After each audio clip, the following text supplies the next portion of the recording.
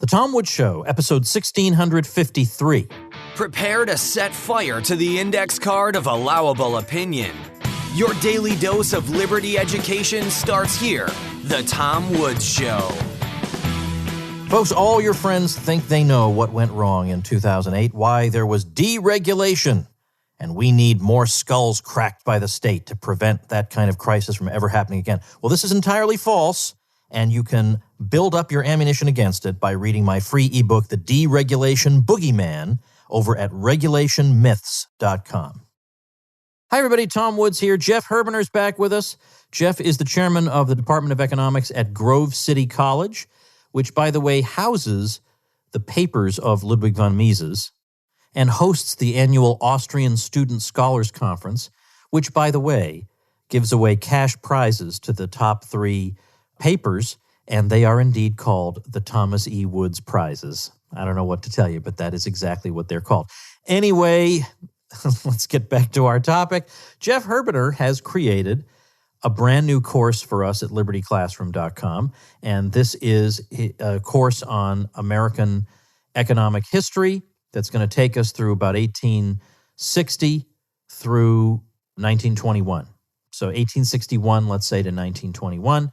A lot of great topics contained in there, and I thought it would be a good time just to give a quick bird's eye overview of the sorts of themes that are raised there, because there are a lot of mistakes people make in American economic history, as you know, in the textbook treatment and in classrooms, and then they take those mistakes and they use them to justify terrible policy positions today. So we want to get things right. So we're going to talk to Jeff about his course. You can get all our courses over at libertyclassroom.com. Jeff, welcome back. Thanks, Tom. Thanks for having me on. Thanks for doing this course. I've just told people about it. So we're basically going from the Civil War, or whatever you want to call it, up through about 1921. There's a lot of stuff to cover in that period, and yet I think some people will be dying for the Great Depression, the New Deal, these big 20th century events. But what's the case for caring about this particular period of American history economically? Well, the reason, of course, is because there's this long running battle in American economic history between the market, the powers of the market, the private enterprise, and so on, and the impositions of the state. And we can trace this battle, all through American history, and it is very informative to see how it's being played out before we reach these perhaps more interesting or critical episodes like the Great Depression and the New Deal, World War II, and so on. It's very informative and very illuminating of exactly how it all plays out when we see the sweep of it through history. I'm going to skip over the economics of the war between the states, partly because I know people want that. I mean, I hate to be that way. I mean, usually I'm a very giving person. I give away a free episode every day, but doggone it, the laborer is worth his hire, as the traditional saying goes. So you can check it out at libertyclassroom.com. Let's go to money and banking, though, because this is the 50-year period before the creation of the Fed. This is really complicated, nerdy kind of stuff. But what did that, well, let's say, I don't really want to know all the details of what that looked like. I don't think anybody really does. But what do we need to know about that period in the sense that it tells us why later on people claimed we needed a Federal Reserve? What did they think the defects were in the existing system?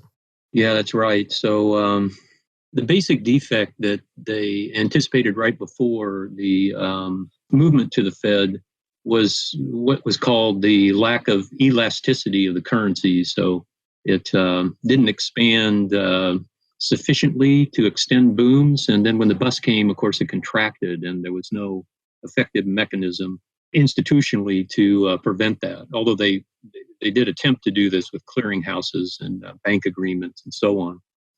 So we have to go all the way back. The system was set up in, by the Lincoln administration, the National Banking Acts in the early 1860s.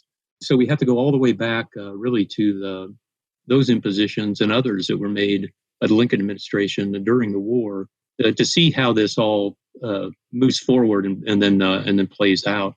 And quite a bit of this particular video is devoted to other monetary affairs, like the interesting case of California and Oregon nullifying legal tender laws on U.S. notes in the 1860s, and then some of the legal tender cases and the resumption of redemption in the 1870s and the Bland-Allison Act and all of that led up to the movement for the Fed. And as you know, this all intersects with the political parties. And so we see really the transformation of the Democratic Party in some of these issues that had to do with money, the giving up of their old Jeffersonian position of laissez-faire and their adoption of the populist movements of the post-Civil War period. You've got sections on the major panics during this time, and that's important too, because I gave a talk on this once at the Mises Institute for the general reason that if you don't, people will just make the argument that you don't have the right to blame the Fed for everything if we had panics and banking issues before the Fed. So the Fed is clearly not responsible for everything. So you need to be able to answer that. Or how does Austrian business cycle theory fare in the case of these panics? So that is important for that reason. Now, I think it's kind of significant here that, strictly speaking, in the strict telling of Austrian business cycle theory, a central bank is not necessarily involved. It's simply the creation of the introduction of what's called fiduciary media. So can you take that and use it to describe, let's say, one of these panics and whether it's useful to look at it from an Austrian perspective? Sure, and as you say, that's the whole point of this, or the main point of it, at least, to open our minds to the process of monetary inflation and credit expansion that's universal in these kinds of impositions. In other words, it doesn't depend upon the institutional arrangement of the particular bureaus of the state. So if we look just quickly at the Panic of 1873, as you point out, the system of the national banks allowed for fiduciary issue and credit creation. And we can, there's data on this, so we can trace it through the boom and the bust. And if you look at the period from 1870 to 1873, the amount of increase in loans and investments of the banking system was 62%. So that was the extent of credit expansion. And the bank deposits during the same period, which is their contribution to the money stock, increased 110%. So this is, by the way, the exact same kind of analysis that we would do once we get the Federal Reserve and we look at the booms and busts that are driven by the Fed.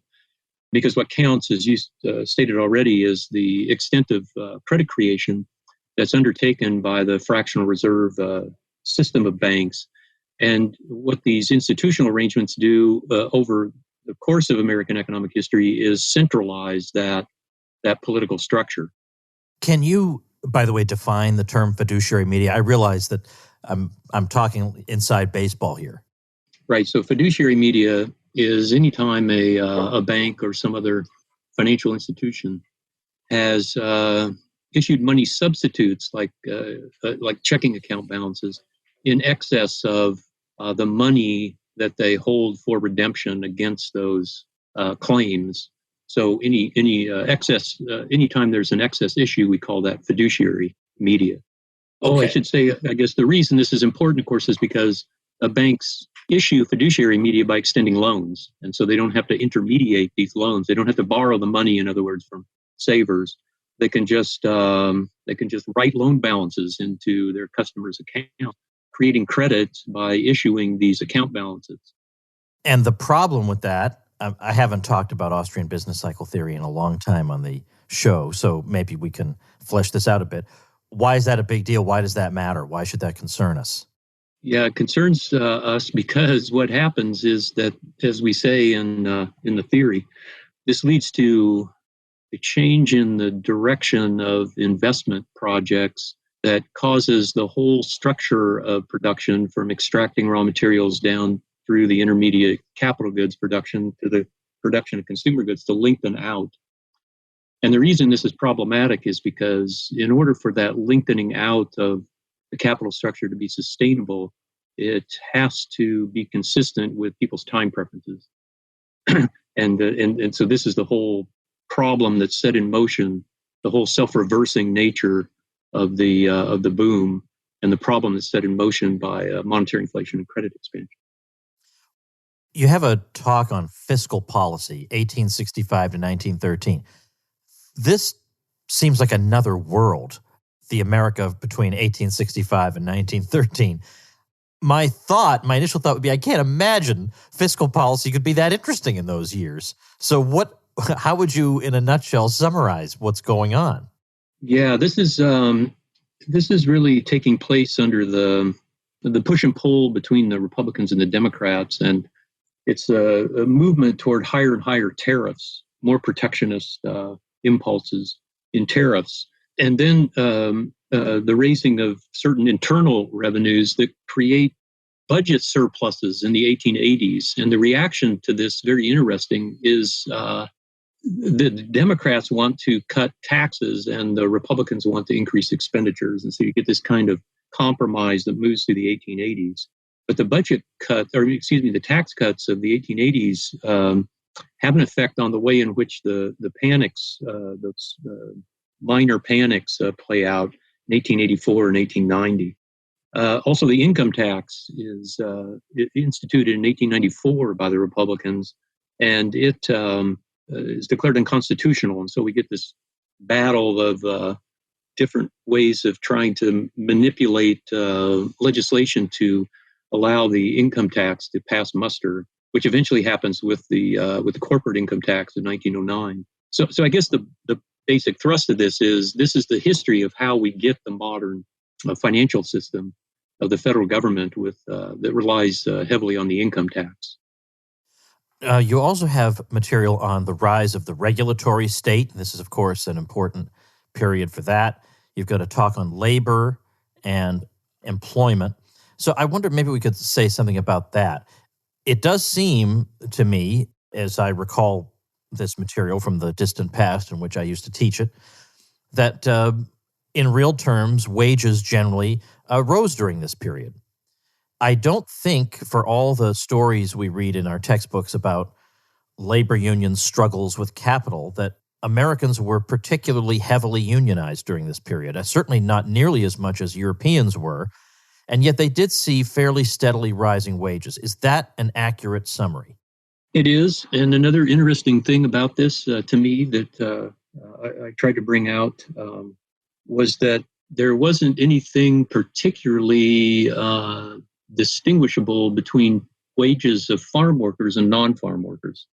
They tended to move in concert, although farm wages and the farm profits and so on in that sector moved more over the cycles, over the panics.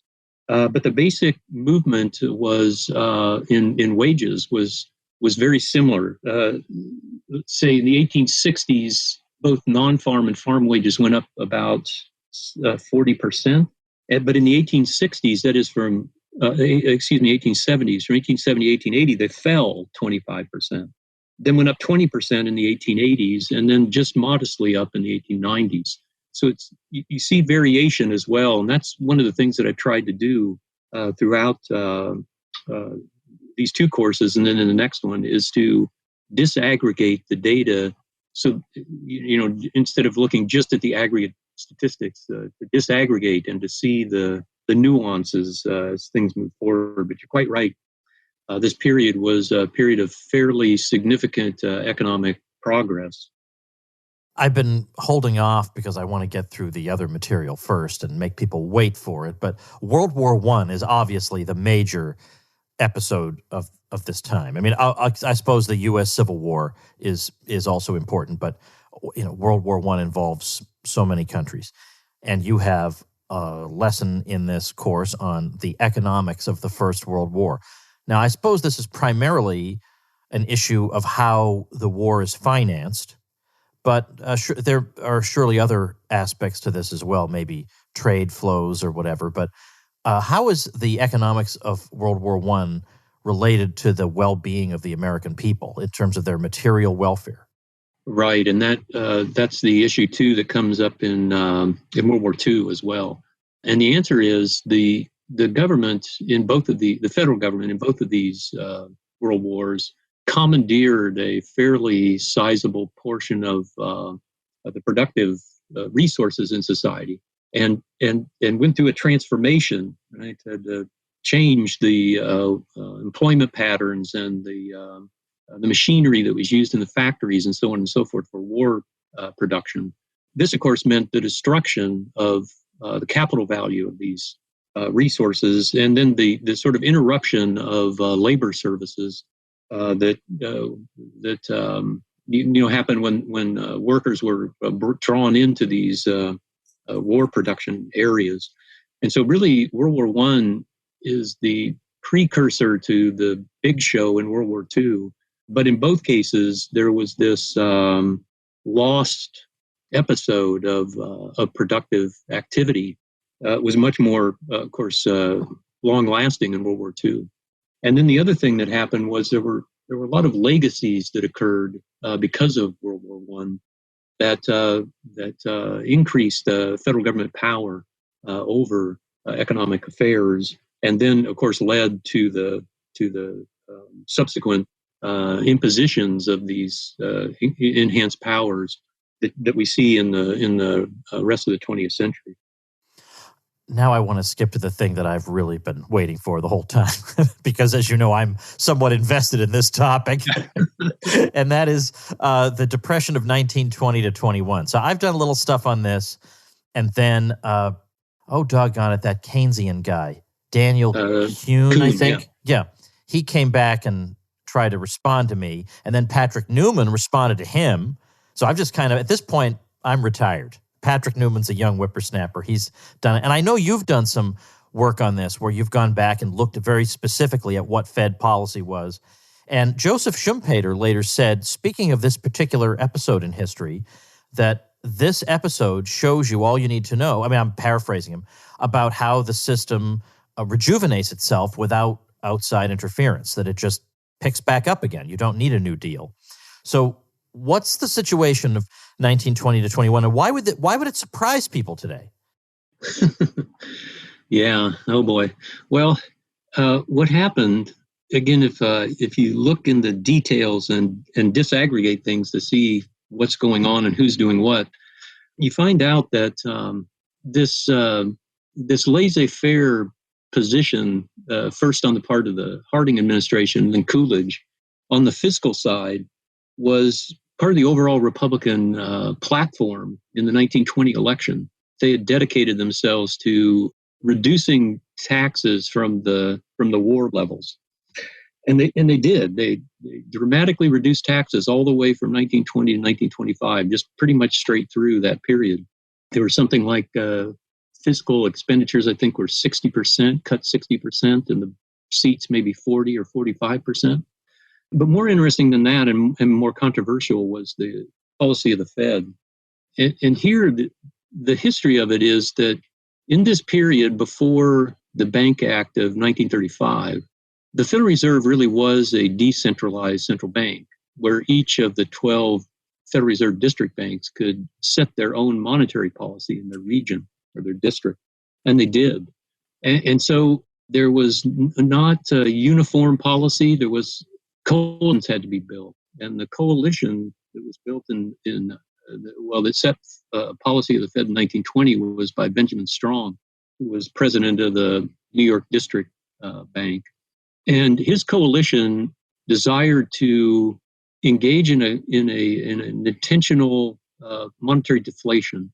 His idea was that the price structure had to be lower in order to sort of restore the normal competitive position of American business. And so that's what they did. And this deflation, depending on whether you look at the credit contraction or the monetary contraction went on until December of 1921. And the credit contraction went on until the summer of 1922. So there's no doubt that that Fed policy was decidedly contractionary for the beginning, several months, maybe half a year, maybe even longer of the recovery. The recovery is conventionally dated from late summer 1921. I don't think there's any. I don't think the data is very controversial here. It seems pretty straightforward. What Daniel Kuhn argues is that the Fed started to cut its discount rate in late spring of 1921. But the problem there is that the Fed's discount rate doesn't determine whether there's credit expansion. Whether or not there's credit expansion depends upon the banks. And the banks did not start to increase their loan and investments overall until the following summer, the summer of 1922. So the Fed can cut the discount rate all they want, but it had no effect on the actual monetary aggregates. And therefore, the kind of conventional Austrian analysis that was given by Benjamin Anderson and others who were contemporaries of the event, I think holds true. I think it's, in investigating it myself, I mean, it seems like that is in fact correct. So what about price deflation? Because there are people who think price deflation is a big problem, and this is one of the things that they had to fight against in the Great Depression. Mm-hmm. But what do we see in 1920 to 21 with regard to that? Well, this is another reason for going into the detail, that I went into the detail about the other panics, because almost invariably in all of these panics, you see deflation, price deflation, that is. And even sometimes in, not in the bust, but in other phases of the cycle. And so you do see decided reductions in wholesale prices, especially in all of these busts. And so it's not correlated then with the success of the recovery, the speed and thoroughness of the recovery. The panic, the depression that followed in the wake of the panic of 1893 was much longer and more severe than the panic of 1873 or the bust that came in the wake of that. But both were price deflationary. And the 1920-21 was also price deflationary. And so the obvious theoretical answer to this is that business depends upon, for its success, upon profit, which of course is the difference between output prices and input prices. So the whole price structure can be falling and profit can be maintained. It simply depends upon how input prices move relative to output prices. Again, this is a very interesting point that we'll make in part 3 on the Great Depression. So you mentioned this, when there was price deflation in the first 3 years or so of the Great Depression, the Hoover administration and then Roosevelt administrations propped up wages. And because they propped up wages, other input prices had to fall in order to restore profitability. And mainly the other input price that fell, asset prices fell, which explains the size of the collapse of the stock markets, the 90% decline in the stock markets. So we see in 1920-21, when the government doesn't bail out, they don't interfere with wages, they don't attempt to prop up prices or things of this sort, that this adjustment can occur very readily, quickly, and efficiently. Now, this runs counter, of course, everything that people are told today, that you need to have this or that kind of stimulus. And if there's one thing that I find, not just Keynesians, but a lot of non-Austrians can't stand, it's historical counterexamples. And it's funny that they are the ones who methodologically are supposed to be more interested in historical examples as opposed to, the methodology of the Austrian school. And yet we have a whole bunch of these. For example, Bob Murphy has come up with a bunch of cases of governments slashing their budgets, and there not being a problem with this, that no economic problems resulting, and to the contrary, economic growth resulting. They call it, maybe growth austerity or some kind of thing like that. And every single time, somebody like Paul Krugman has to come up with some reason that these examples are invalid. Now, okay, I could see maybe one or two, but every single example is invalid for some reason. I mean, it's almost like he's going into this already knowing how it's supposed to come out and then just rejecting all the examples. Now, I'm sympathetic to him to some degree, because if somebody comes over to me and says, we raise the minimum wage and look, more people are working, therefore the minimum wage increases employment. Yeah, that would make me crazy too. But I'm not sure that's what's happening. Now, the thing is, I wonder though, what is the methodological point that we need to bear in mind when dealing with economic history, given that unlike with the natural sciences, we can't hold one part of society constant and then vary the other things and then test. There are so many factors at work simultaneously. We can't disentangle any one of them. We can't simulate laboratory conditions. So it seems to me that maybe economic history could, in retrospect, be like a secondary validation of something that we've established a priori. Or can it do even that? What is the role of economic history is what I'm driving at. Right. Well, yes, I think it does have that role. Although, as you say, it's a little bit more nuanced, perhaps. And the reason is because, as Mises points out in talking about the relationship between theory and history, the historical outcome, the effect that occurs, comes about because of the interrelationship between the causal factors that bring it about. And there isn't any way to disentangle these except with human judgment. And because of that, there can be differences of view of the relevance of the different causal factors in bringing about a certain effect. But theory does permit us to rule out certain possibilities theoretically.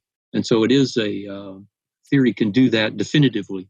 And we know certain things can't happen, like your minimum wage example, right? We just know that isn't possible on a theoretical level, that a higher wage, ceteris paribus, cannot increase employment. But that doesn't mean that in the same time period when the minimum wage is increased, that other causal factors might not be increasing the demand for labor, or shifting other opportunities for workers, their supplies, and so on. So that's the only way. Good economic theory is the only way for us to see what the causal factors are and how they might be combined to bring about a particular effect. I wrote an article for the QJ, Quarterly Journal of Austrian Economics, that I just made reference to, I think, this week here on the show, called What Austrian Economics Can Teach Historians, which I'm still pretty happy with. So maybe I'll link to that, link to the econ history article. And I think I may have originally given that as a paper at an event you guys had at Grove City College, but my memory is so poor now. Some of these major life milestones are but phantoms to me now. I think that's right, though. I think I do vaguely remember that. I'll have to look it up now that you said that.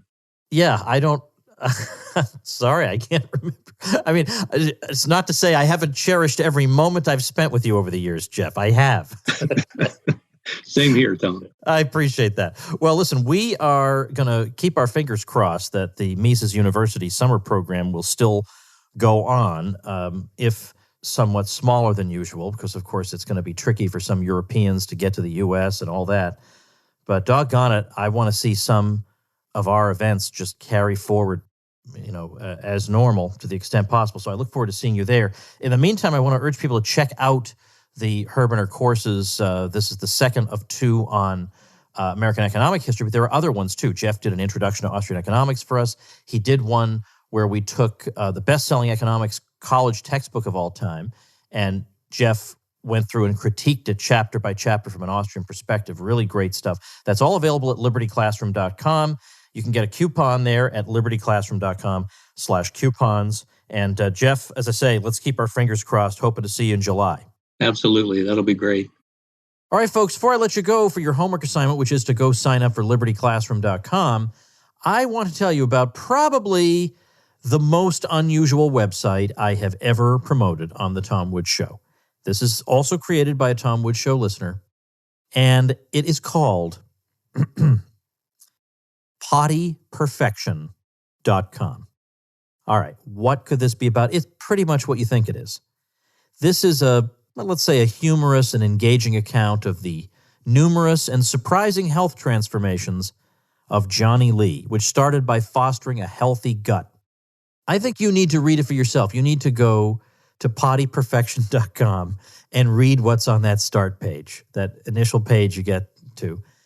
Oh my goodness. Well, let's just put it this way. You're going to learn along with the author about dozens of natural health improvements he's had, including improved sleep, greater mental clarity, better immunity, fewer embarrassing bodily functions, and many more. And it looks like the tagline for this site is healthy poo equals healthy you. Yes, I just said that on the Tom Woods Show. So why don't you go check out pottyperfection.com. I'll link to that at tomwoods.com/1653. And another project you could work on, especially those of you still imprisoned in your homes over the weekend, is to get started on that blog you've been meaning to start, because I have a nice video that shows you how to have a blog up and running literally in 5 minutes. And you can find a link to that video at tomwoods.com/publicity, which is also how you can find, once you start that blog, how to get the old man here to give you some free promotion. So tomwoods.com/publicity is where to go, and I'll see you all next week. Become a smarter libertarian in just 30 minutes a day. Visit tomwoods.com to subscribe to the show for free, and we'll see you next time.